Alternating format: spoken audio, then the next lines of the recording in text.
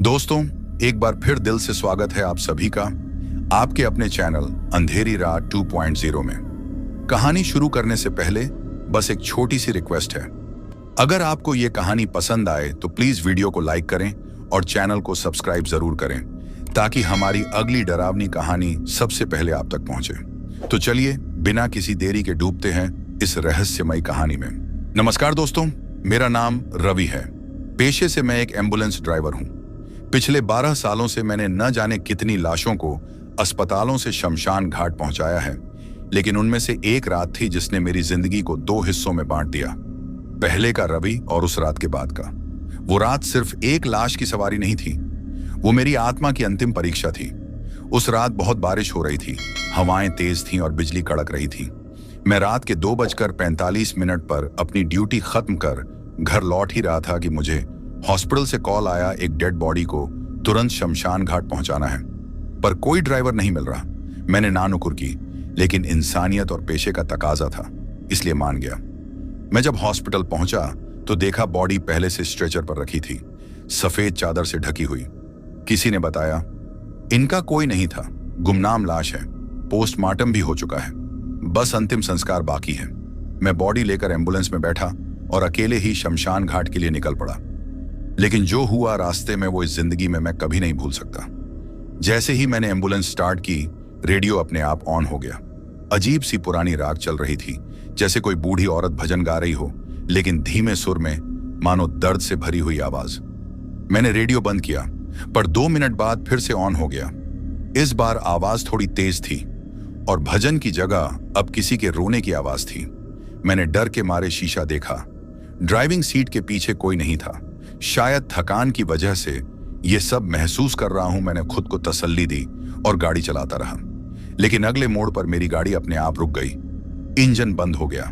बाहर देखा तो घना कोहरा और बारिश, और सामने एक बूढ़ी औरत खड़ी थी, सिर पर लाल चुनरी, नंगे पैर, हाथ में एक दिया, और उसकी आंखें, उनमें इतनी नफरत, इतनी जली आत्मा झलक रही थी कि मेरी सांसें अटक गईं। तू इसे कहां ले जा रहा है? वो बुढ़िया चीखी। ये लाश अभी नहीं जलेगी, इसकी सवारी बाकी है। और अगले ही पल वो गायब हो गई। मैंने डरते डरते गाड़ी दोबारा स्टार्ट की और शमशान घाट की ओर भागा। रास्ता सुनसान था, गाड़ी की लाइटें कभी कभी खुद ही डिम हो जाती, और पीछे से चादर के नीचे कुछ हिलता डुलता महसूस हो रहा था। मैंने एक बार फिर शीशे में देखा। चादर की कोर हवा से उठ रही थी, या शायद कोई अंदर से बाहर आने की कोशिश कर रहा था। जब मैं शमशान घाट पहुंचा तो वहां अजीब सन्नाटा था। दरवाजा खुला था, लेकिन कोई पुजारी नहीं, कोई लकड़ी नहीं, न कोई और चिता। मैंने बॉडी उतारकर अकेले ही उसे लकड़ियों पर रख दिया जो पहले से जमा थी। जैसे ही मैंने पहली लकड़ी सुलगाई, चादर हट गई और लाश ने मेरी तरफ देखा। आंखें खुली थीं, ताजा और चमकदार, जैसे वो मरी ही न हो। मैं चीख पड़ा और भागने ही वाला था कि किसी ने मेरी गर्दन पकड़ ली। पीछे पलटकर देखा, कोई नहीं था, लेकिन मेरी गर्दन पर जलन थी, जैसे किसी ने गर्म हाथों से उसे दबाया हो। मैं वहीं गिर पड़ा, बेसुध। जब होश आया तो मैं उसी शमशान घाट की जमीन पर पड़ा था। बारिश अब भी हो रही थी, लेकिन लाश गायब थी। लकड़ियां आधी जली थीं, पर शरीर कहीं नहीं था। मैं दौड़ता हुआ बाहर आया और देखा कोई एम्बुलेंस में बैठा है। मैंने धीरे धीरे पास जाकर दरवाजा खोला। वो मेरी माँ थी।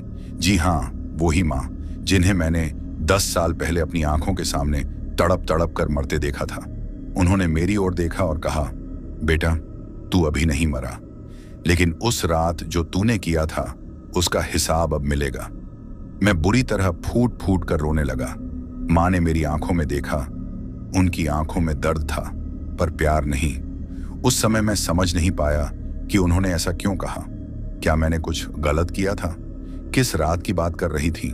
और तभी उन्होंने अपनी उंगलियों से मेरी छाती पर निशान बनाया, एक त्रिकोण जिसमें बीच में एक लाल बिंदु उभरा, और मुझे अंधेरा दिखने लगा। जब मैंने दूसरी बार आंखें खोली, मैं अस्पताल के उसी मुर्दा घर में था जहां से लाश उठाई थी, लेकिन इस बार कुछ बदला हुआ था। वहां हर स्ट्रेचर पर मेरी ही लाश रखी थी। हर एक स्ट्रेचर पर मेरी ही शक्ल, मेरी ही आंखें, मेरे ही कपड़े, और हर कोई मेरी तरफ देख रहा था। तभी एक दरवाजा खुला और एक आदमी अंदर आया, जिसकी शक्ल हूबहू मेरी जैसी थी। उसने मेरे पास आकर कहा, तू जिस रात शिखा को छोड़ आया था ना, शमशान घाट के रास्ते पर वो उसी रात मरी थी और तूने ये बात कभी किसी को नहीं बताई।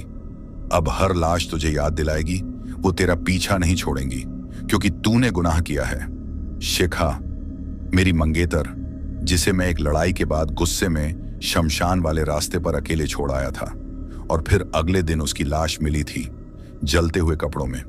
मैंने सब भुला दिया था, या शायद भुला देना चाहता था, लेकिन अब मुझे सब याद आ रहा था और जो रहस्य अभी तक दबा था वो उठने वाला था।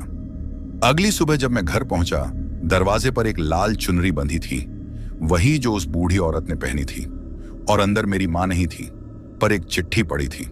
उस पर लिखा था, हर रात जब खामोश होती है तब कुछ आवाजें जोर से सुनाई देती हैं।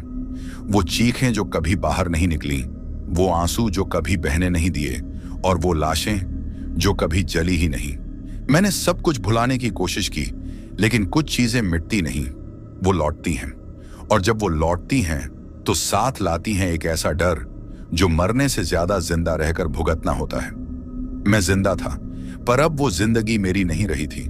उस रात के बाद सब कुछ बदल गया। मेरी मां, वो सच में मरी थी या मेरी आंखों का धोखा था, मैं समझ नहीं पाया, पर उनके हाथ का वो त्रिकोण निशान अब भी मेरी छाती पर उभरा हुआ था, और वो चिट्ठी, शमशान की आखिरी सवारी अभी बाकी है। रवि, वो जैसे मेरी मौत की तारीख थी, जिसे कोई अदृश्य ताकत हर दिन मेरे करीब खींच रही थी। मैंने पुलिस में रिपोर्ट दर्ज करानी चाहिए, पर कोई मेरी बात पर विश्वास नहीं कर रहा था। सब यही कह रहे थे कि मैंने कुछ देखा नहीं, बल्कि थकान और मानसिक तनाव की वजह से ये सब महसूस किया। लेकिन मैं जानता था, जो हुआ वो एक भ्रम नहीं था। मैंने अपनी आंखों से मां को देखा था, और वो आवाजें, वो परछाइयां, वो लाश जो खुद ब खुद चलती थी, वो सब हकीकत थी। इसी उलझन में मैंने अस्पताल के मुर्दा घर से उस रात की रिकॉर्डिंग मंगवाई, सीटीवी फुटेज, और जब मैंने वो फुटेज देखा, मेरी सांसें थम गईं। उसमें मैं एम्बुलेंस में लाश ले जाता दिख रहा था, लेकिन कैमरे में जो बॉडी स्ट्रेचर पर थी, उसका चेहरा दिखाई दे रहा था, और वो चेहरा मेरी मां का था, साफ साफ। लेकिन अस्पताल ने तो कहा था वो अनजान लाश थी। मैंने उस फुटेज को दोबारा देखा, और इस बार उस बुढ़िया की परछाई भी दिखी जो रास्ते में खड़ी थी। कैमरा उसका चेहरा नहीं पकड़ सका, लेकिन उसकी लाल चुनरी, जलता हुआ दिया और नंगे पांव, वो वही औरत थी। मुझे यकीन हो गया, ये कोई आम आत्मा नहीं थी, ये कुछ और था, कुछ बड़ा, कोई अधूरी कहानी थी जो मेरे अंदर दबी हुई थी। उसी रात मैं शिखा की आखिरी यादों को खंगालने अपने पुराने गांव गया। वो गांव जहां हम दोनों बड़े हुए थे, जहां बचपन की हंसी अब वीरान हवाओं में खो चुकी थी। जैसे ही मैं शिखा के घर पहुंचा, वहां का दरवाजा जंग खाया हुआ था, और अंदर का सन्नाटा मेरी हिम्मत को खा रहा था। घर में कोई नहीं था, सिर्फ दीवारों पर जली हुई तस्वीरें, टूटी हुई चूड़ियां और एक कमरा बंद। जब मैंने वो कमरा खोला तो अंदर दीवार पर कोयले से कुछ लिखा हुआ था, वो आएगी, उसे जलने नहीं देना। कमरे की जमीन पर अब भी खून के निशान थे, और बीच कमरे में एक सूखी हुई माला पड़ी थी, वही जो मैंने शिखा को उसकी मौत से एक दिन पहले दी थी। मेरे अंदर कुछ टूट गया, आंखों में आंसू भर आए। उस रात की लड़ाई याद आई जब मैंने गुस्से में उसे अकेले उस सुनसान रास्ते पर छोड़ दिया था। उसने कहा था, रवि, अकेले मत छोड़ो मुझे, डर लगता है, और मैंने गुस्से में कहा था, मर जा कहीं जाकर। उस रात वो सच में मर गई थी। मैंने वो शब्द मजाक में कहे थे, लेकिन उसने उन्हें अपनी किस्मत बना लिया था। शायद मेरी गलती से उसकी मौत हुई, और शायद इसीलिए उसकी आत्मा अभी तक भटक रही थी। मैं फूट फूट कर रोने लगा। उस सन्नाटे में मेरे रोने की आवाज जैसे जमीन में समा गई। लेकिन तभी एक तेज हवा चली और कमरे का दरवाजा अपने आप बंद हो गया, और फिर पीछे से एक औरत की आवाज आई, अब रोने का समय नहीं रवि, अब जलने की बारी है। मैंने पीछे पलट कर देखा, दीवार पर शिखा की तस्वीर जल रही थी, और उस आग के बीच से उसकी आंखें मुझे घूर रही थीं। और फिर उस आग से एक परछाई निकली, और वो धीरे धीरे मेरी तरफ बढ़ने लगी। मैं कांप रहा था, चाहकर भी हिल नहीं पा रहा था, जैसे किसी ने मेरी सांसें जकड़ ली हों। तूने मुझे अधूरा छोड़ा, अब मैं भी तुझे अधूरा छोड़ूंगी, वो आवाज गूंजी। अगले ही पल मैं जमीन पर गिर पड़ा। जब होश आया तो मैं एक पुराने कुएं के पास पड़ा था। वो कुआं जहां गांव वाले कहते थे आत्माएं बसती हैं। और मेरे हाथ में एक पुराना लॉकेट था, शिखा का लॉकेट, जिसमें हमारी बचपन की तस्वीर थी। लेकिन उस तस्वीर में कुछ बदल गया था। मेरी आंखें खून से लाल थीं और शिखा की आंखें बंद। तभी पास के पीपल के पेड़ से एक आवाज आई, एक बूढ़े आदमी की, जो किसी से बात कर रहा था। वो लड़की वापस आ गई है, पर अब की बार वो अकेली नहीं है। अब वो मां को भी साथ लाई है। मैंने पेड़ के पीछे झांका, वहां कोई नहीं था, लेकिन जमीन पर दो साए थे, एक लंबा और एक छोटा। उनमें से एक साया धीरे धीरे कुएं के भीतर समा गया और दूसरा मेरी तरफ बढ़ने लगा। मैं दौड़कर वहां से भागा, गांव की गलियों से होता हुआ सीधा मंदिर पहुंचा। वहां पुजारी ने मुझे देखकर हैरानी से कहा, तू अब तक जिंदा है? उस रात के बाद तो किसी ने उम्मीद ही छोड़ दी थी। कौन सी रात? मैंने कांपते हुए पूछा। पुजारी ने मेरी तरफ देखा और धीरे से बोला, जिस रात तूने शिखा को शमशान वाले रास्ते पर अकेला छोड़ा था, उसी रात एक और आत्मा मरी थी, और वो थी तेरी माँ। उसे हार्ट अटैक आया था जब उसे पता चला कि तूने गुस्से में अपनी मंगेतर को अकेले छोड़ दिया। वो तेरे लौटने का इंतजार करती रही और तुझे कोसती रही, जब तक उसकी सांसें थम नहीं गईं। मेरे पैरों तले जमीन खिसक गई। तो मेरी माँ की मौत की वजह भी मैं था। उसी रात दो जाने गई थी, एक जिसे मैंने अकेले छोड़ दिया और दूसरी जिसने मुझे कभी अकेला नहीं छोड़ा। अब सब कुछ साफ हो रहा था। वो बुढ़िया, वो मेरी माँ थी, जिसने उस लाश को जलने नहीं दिया, क्योंकि वो जानती थी वो शिखा थी और वो खुद भी अधूरी मरी थी। इसीलिए वो दोनों आत्माएं अब तक भटक रही थीं। लेकिन एक रहस्य अब भी था। शिखा की आत्मा ने कहा था, अब मैं अकेली नहीं हूं। वो किसकी बात कर रही थी? क्या कोई और था उस रात? कोई तीसरी आत्मा, या कोई जिसने इन मौतों को अंजाम दिया? मंदिर से लौटते समय मुझे शमशान घाट की ओर जाने वाला रास्ता फिर दिखा, लेकिन इस बार वहां से एक और एम्बुलेंस आ रही थी, जिसमें ड्राइवर कोई और नहीं बल्कि मैं खुद था। हूबहू मेरा ही चेहरा। गाड़ी रुकी, दरवाजा खुला और वो मैं नीचे उतरा। उसने मेरी ओर देखा और कहा, अब तू पीछे नहीं हट सकता रवि, अगली लाश तेरी है और इस बार तू खुद उसे लेकर जाएगा। मैंने आंखें बंद कर लीं। जब खोली तो मैं एक बार फिर उसी शमशान घाट में खड़ा था, जहां पहली रात लाश लेकर गया था। लेकिन अब वहां जलती चिताएं थीं और हर चिता पर एक नाम लिखा था, रवि, रवि, रवि। हर चिता से एक आवाज आ रही थी, तू कब जलेगा रवि, तू कब जलेगा? मैंने चीख कर कहा, मैंने कुछ नहीं किया, मैंने जानबूझकर किसी को नहीं मारा। तभी एक चिता की आग से एक बच्चा निकला और वो मेरी तरफ बढ़ा। उसकी आंखें जली हुई थीं और हाथ में वो लॉकेट था जो मुझे कुएं के पास मिला था। उसने कहा, पापा, आपने मुझे क्यों छोड़ दिया? मैं वहीं गिर पड़ा, बेहोश, और जब आंख खुली तो मैं एक पुराने कमरे में था। दीवारों पर तंत्र मंत्र के चिन्ह, चारों ओर राख और बीच कमरे में एक औरत जिसने लाल साड़ी पहन रखी थी। लेकिन इस बार वो मेरी मां नहीं थी, वो कोई और थी। उसने मेरी तरफ देखा और कहा, अब अगली सवारी तैयार है, लेकिन इस बार वो शमशान नहीं जाएगी। वो वहां जाएगी जहां आत्माएं भी जाने से डरती हैं। मैंने डरते हुए पूछा, कौन हो तुम? उसने मुस्कुराकर कहा, जिसकी कहानी अब तक तुझसे छुपी हुई थी, अब उस तीसरी आत्मा की बारी है। और कमरे की दीवारें खुद ब खुद लिखने लगीं, जिसने सब देखा पर कुछ नहीं कहा। और उसके ठीक नीचे खून से लिखा था नाम, सुदेश। सुदेश? ये कौन था? मेरे दिमाग में जैसे भूचाल आ गया। मैंने हर याद को टटोलना शुरू किया। स्कूल के दिन, शिखा के साथ बिताए वो पल, मां के चेहरे की शिकन। लेकिन सुदेश कोई नाम नहीं था जिसे मैं जानता। तब वो तीसरी आत्मा कौन थी? तभी एक अजीब सी आवाज गूंजी, जैसे कोई कमरे के अंदर गीली लकड़ी पर चल रहा हो। मैंने धीरे से पीछे देखा और एक साया दीवार में समा रहा था। उसका चेहरा नहीं दिख रहा था, लेकिन उसकी पीठ पर जलने के गहरे निशान थे, जैसे उसे किसी ने जिंदा जलाया हो। और उससे भी डरावनी बात, वो बार बार फुसफुसा रहा था, मैंने सब देखा, मैंने कुछ नहीं कहा, मैंने कुछ नहीं कहा। मैं उसके पीछे दौड़ा, लेकिन कमरे की दीवार मेरे सामने सील हो गई, जैसे किसी ने उसे पत्थर में बदल दिया हो। मैं डर गया। अब मैं न बाहर जा सकता था, न मदद बुला सकता था। रात गुजरती गई और मैं वहीं जमीन पर बैठा कांपते हुए सोचता रहा, कौन था ये सुदेश और इस सवारी में उसकी क्या भूमिका थी? सुबह का पहला उजाला फूटते ही दीवार अचानक खुल गई और बाहर वही बुढ़िया खड़ी थी जो पहले भी मुझे कई बार दिख चुकी थी, लेकिन इस बार उसका चेहरा साफ था और वो मेरी मां नहीं थी। उसने कहा, मैं जानती हूं तुझे सुदेश की तलाश है, लेकिन तू तैयार नहीं है उसकी सच्चाई जानने के लिए।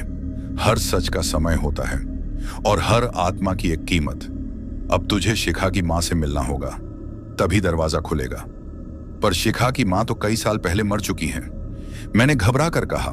वो मुस्कुराई और बोली, कोई मां तब तक नहीं मरती जब तक उसकी बेटी की आत्मा चैन से न सो जाए।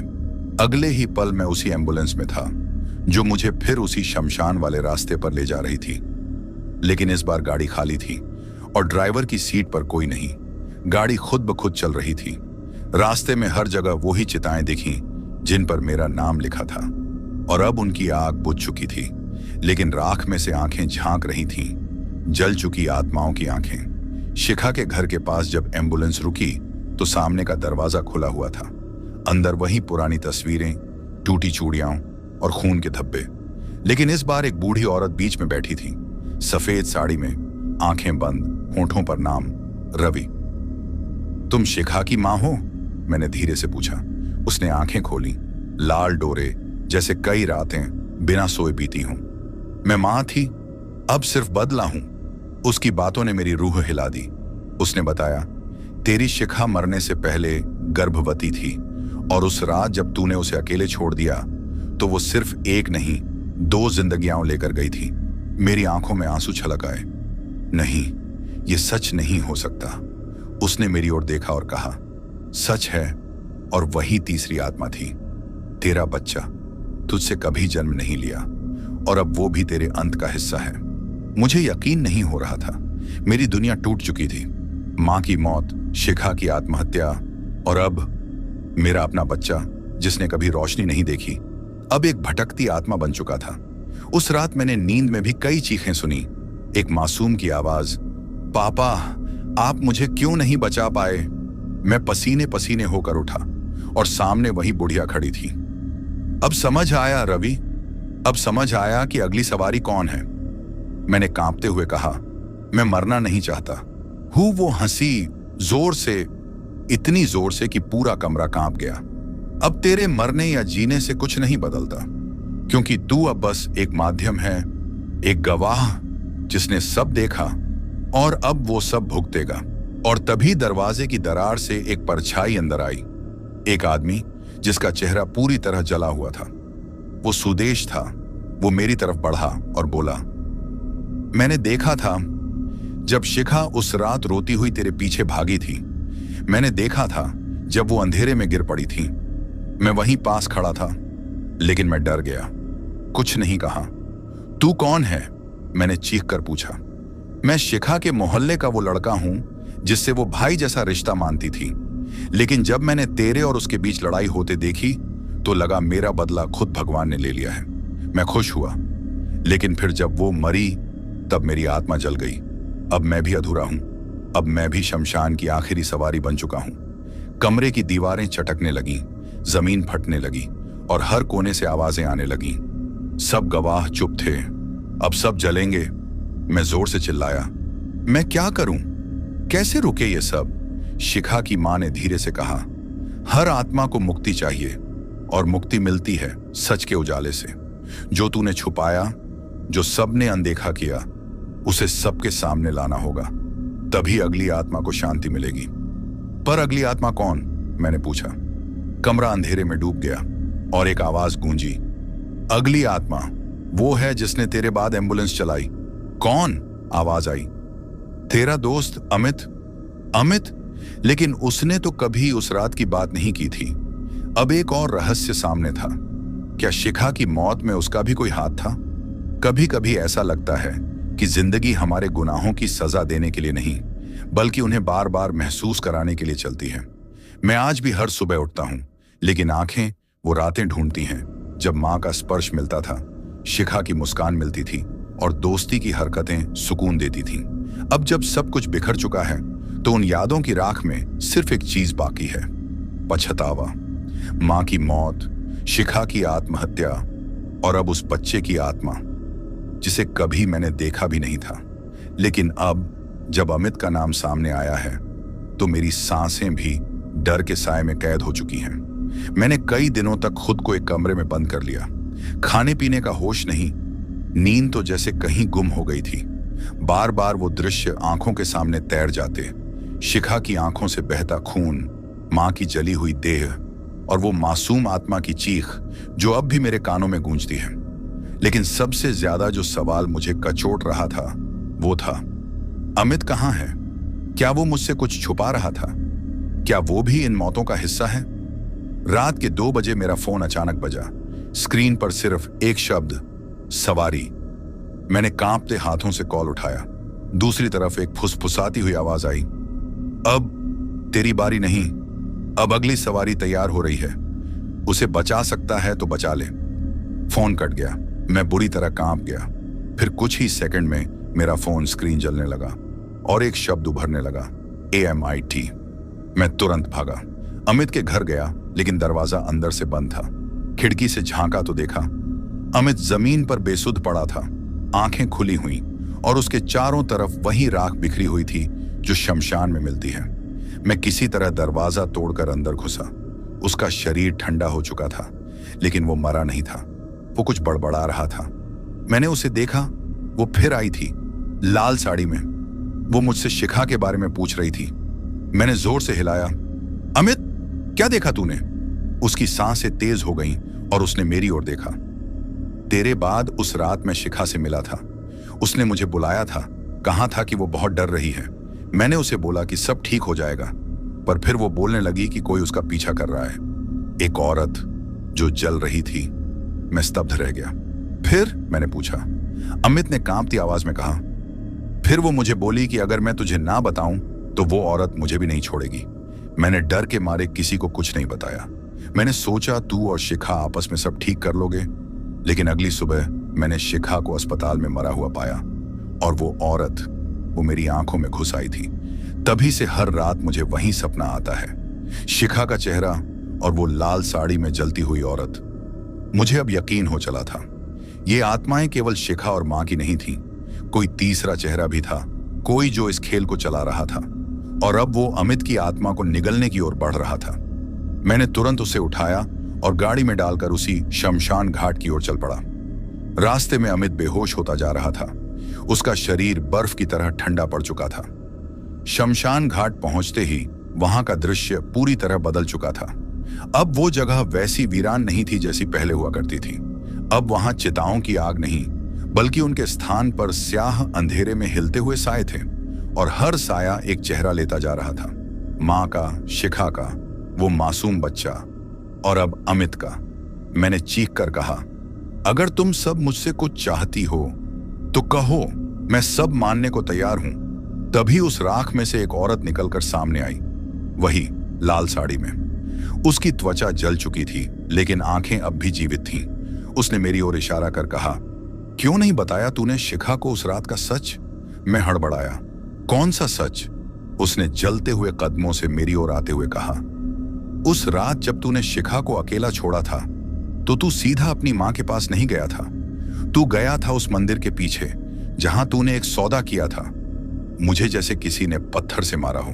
मंदिर, सौदा, मेरी यादें धुंधली हो रही थी, लेकिन अब कुछ बातें साफ होने लगी। हाँ, उस रात जब शिखा ने मुझसे कहा था कि वो गर्भवती है और जब मैं डर के मारे मां से मिलने निकला था, मैं सीधे मां के पास नहीं गया था। मैं रुका था उस मंदिर के पास जहां एक बाबा ने मुझे कहा था, तेरे जीवन का बोझ मिटाना है तो एक चढ़ावा देना होगा। मैंने गलती की थी। मैंने कहा था, बस शिखा का गर्भ मिट जाए, मैं कुछ भी करूंगा। उस बाबा ने एक राख का डिब्बा दिया था और कहा था, इसे शिखा के खाने में मिलाना और फिर सब खत्म हो जाएगा। लेकिन मैं डर गया। मैंने वो डिब्बा घर में ही छोड़ दिया था और किसी को कुछ नहीं बताया।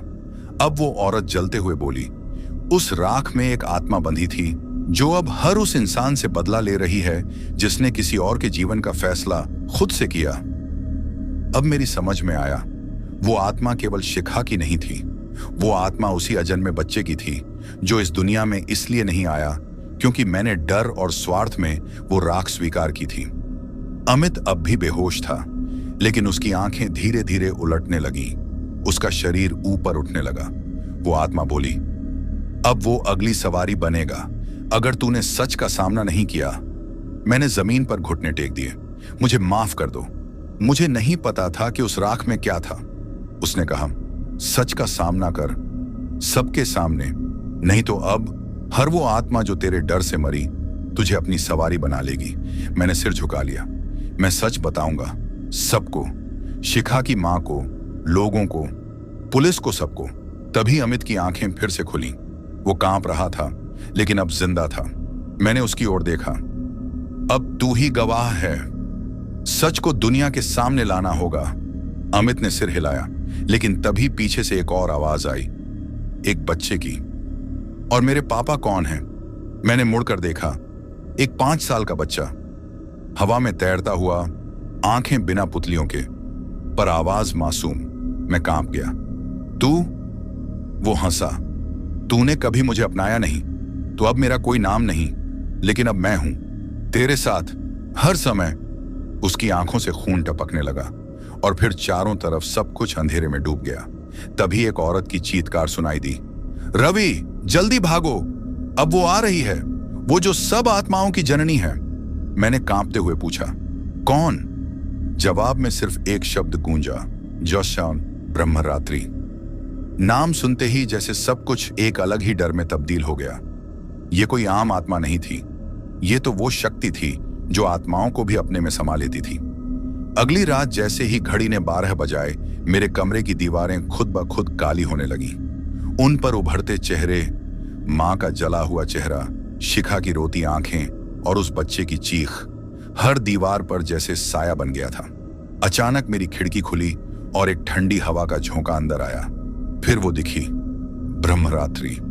उसकी आंखों से खून बह रहा था और पूरे शरीर पर राख और जलते हुए चिता की आग के निशान थे। लेकिन जो चीज सबसे ज्यादा डरावनी थी, उसकी छाया मेरे से बड़ी थी और उसमें कई चेहरे थे। वो मेरी ओर बढ़ी और बोली, तेरा समय खत्म हो रहा है, लेकिन सजा अभी बाकी है। तेरी आत्मा नहीं, तेरे कर्मों की आत्मा सजा भुगतेगी। मैं भागा, लेकिन जैसे कमरे की जमीन ही खिसकने लगी। हर बार गिरता तो सामने शिखा की मरी हुई देह दिखती, उसके चेहरे पर वही दर्द, वही सवाल, क्यों नहीं बताया मुझे सच्चाई? मैं जोर से चिल्लाया, माफ कर दो। मैं डर गया था, बस डर गया था। फिर अचानक से कमरे में सब कुछ शांत हो गया। सामने अमित खड़ा था, लेकिन उसकी आंखें लाल थीं और चेहरे पर कोई भाव नहीं। उसने धीरे से कहा, रवि, तेरे डर ने मुझे भी मार डाला। मैं मरा नहीं, लेकिन वो जो ब्रह्मरात्रि है, उसने मेरी आत्मा को निगल लिया। अब मैं सिर्फ एक माध्यम हूं, तेरी सजा का वाहक। मैंने कांपती आवाज में पूछा, अमित, तू? तेरा शरीर तो जिंदा था। उसने जवाब दिया, ब्रह्मरात्रि सिर्फ आत्माओं को नहीं, जिंदा इंसानों को भी सवारी बना सकती है। और अब मेरी आत्मा तेरी आत्मा को खोज रही है, लेकिन उससे पहले तुझे कुछ देखना है। अमित ने एक राख से भरा कटोरा मेरे सामने रखा। इसमें देख। मैंने जैसे ही झांका, मुझे वो रात दिखने लगी जब मैं मंदिर के बाबा से मिला था, लेकिन इस बार कुछ अलग था। उस बाबा ने मेरी मां को भी बुलाया था। मां ने कहा था, शिखा को मत छोड़ना बेटा, मैं सब संभाल लूंगी। लेकिन बाबा ने राख का वो डिब्बा मेरी मां को दिया और कहा, तेरे बेटे की जिंदगी संवारने का यही उपाय है। मैंने कांपते हुए कहा, यह क्या है? मां ने उस राख को दिया था शिखा को? अमित ने जवाब दिया, हाँ, शिखा को गर्भपात की दवा मां ने दी थी, लेकिन तुझे बचाने के लिए। अब मेरी आंखें सूख चुकी थीं। जो सच्चाई सामने आई थी, उसने मुझे अंदर से तोड़ दिया। मां, जिसने हमेशा मेरा साथ दिया, उसी ने मेरी संतान को मारने का कारण बना, वो भी सिर्फ इसीलिए कि मेरी जिंदगी बर्बाद ना हो। तभी ब्रह्मरात्रि की आवाज गूंजी, अब तो समझ आया ना कि सजा सिर्फ तुझ पर नहीं, तेरे खून पर भी थी। मैंने जमीन पर गिरकर खुद को पीटना शुरू कर दिया। मेरी चीख अब इंसानी नहीं रही थी। पर तभी सामने एक और चेहरा उभरा, शिखा की मां। वो मेरी ओर बढ़ी और बोली, रवि, अब तुझे भागने का हक नहीं। अब तुझे उन सब की आत्माओं से माफी मांगनी होगी, वरना ब्रह्मरात्रि तुझे नहीं, तेरी हर आने वाली पीढ़ी को निगल जाएगी। मैंने डरते डरते पूछा, अब क्या करना होगा मुझे? वो बोली, तुझे अग्निकुंड में उतरना होगा, उसी राख के साथ जो तूने छोड़ी थी, और वहां सच्चाई स्वीकार करनी होगी सबके सामने। अगले दिन मैं उसी शमशान पहुंचा जहां से यह सब शुरू हुआ था। वहां पहले से ही 3 चिताएं सज चुकी थीं, एक मां की, एक शिखा की और एक उस बच्चे की, और चौथी चिता मेरे लिए। जैसे ही मैं राख लेकर चिता की ओर बढ़ा, ब्रह्मरात्रि आकाश से उतरती दिखाई दी। उसका आकार इतना विशाल था कि लगता था पूरा शमशान उसकी परछाई में समा जाएगा। उसने कहा, एक आखिरी मौका है तेरे पास रवि, सच्चाई के उस पार जाने का। मैंने आंखें बंद की और जोर से बोला, हां, मैं ही हूं दोषी। मैंने ही डर के मारे उस राख को अपनाया। मैं ही था जो मां की बातों में आ गया। मैंने ही शिखा को अकेला छोड़ा और उस बच्चे को आने से पहले मार डाला। मैं दोषी हूं। तभी चिता की आग तेज हो गई। एक एक कर मां, शिखा और वो बच्चा उसकी लपटों से निकलते गए, और पहली बार उन्होंने मुस्कुराकर मेरी ओर देखा। पर तभी ब्रह्मरात्रि हंसी, एक डरावनी, हड्डियां कंपा देने वाली हंसी। तूने सच्चाई तो बोली, लेकिन अब तुझे भी राख में समाना होगा ताकि कोई और तेरी गलती ना दोहराए। मैंने खुद को चिता में झोंक दिया, लेकिन अगली ही पल मैं किसी और जगह था, एक अंधेरे, धुंध से भरे कमरे में, जहां दीवारों पर खून से कुछ लिखा था। चारों तरफ सन्नाटा था, वो सन्नाटा जिसमें न कोई हवा थी न कोई आवाज, जैसे समय ने चलना छोड़ दिया हो। मैं उस अंधेरे कमरे में खड़ा था। दीवारों पर लिखा खून अब सूख चुका था, लेकिन जो सबसे ज्यादा डराने वाली बात थी, वो आईना, जिसमें अब भी वही चेहरा था। चेहरा जो मेरा नहीं था।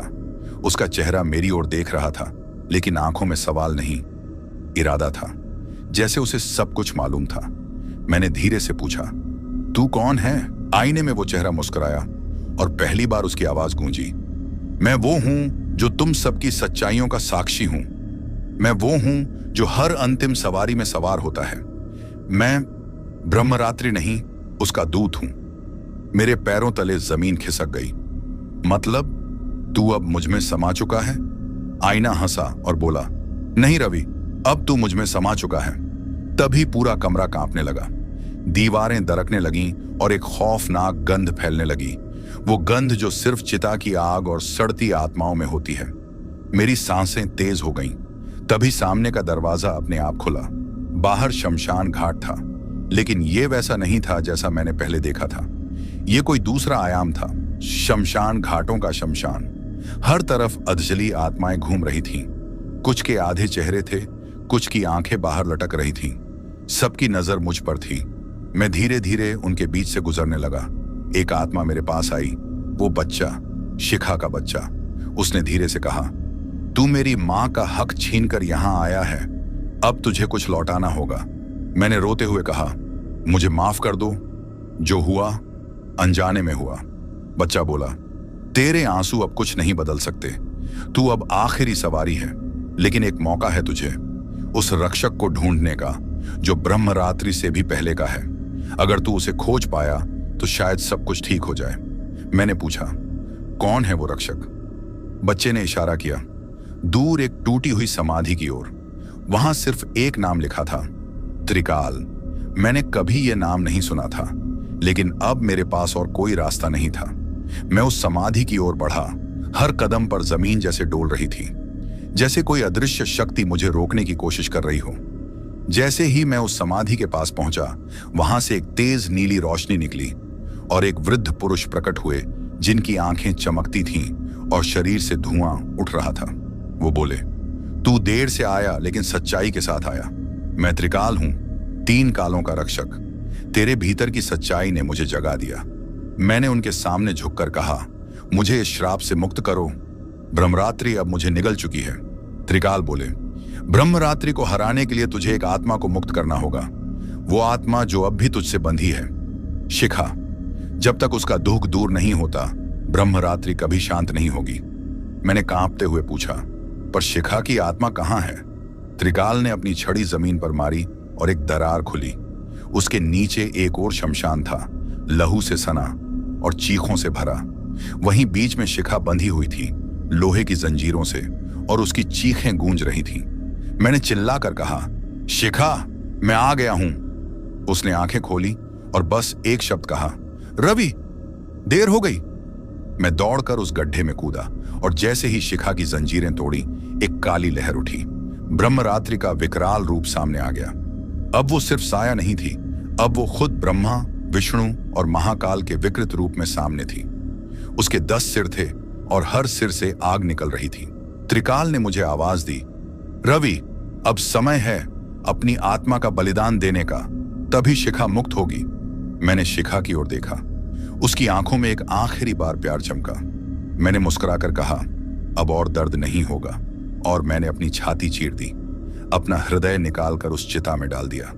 ब्रह्मरात्रि चीखी, एक ऐसी चीख जिससे सारा ब्रह्मांड कांप गया, और फिर वो राख बनकर उड़ गई। शिखा की जंजीरें टूट गईं।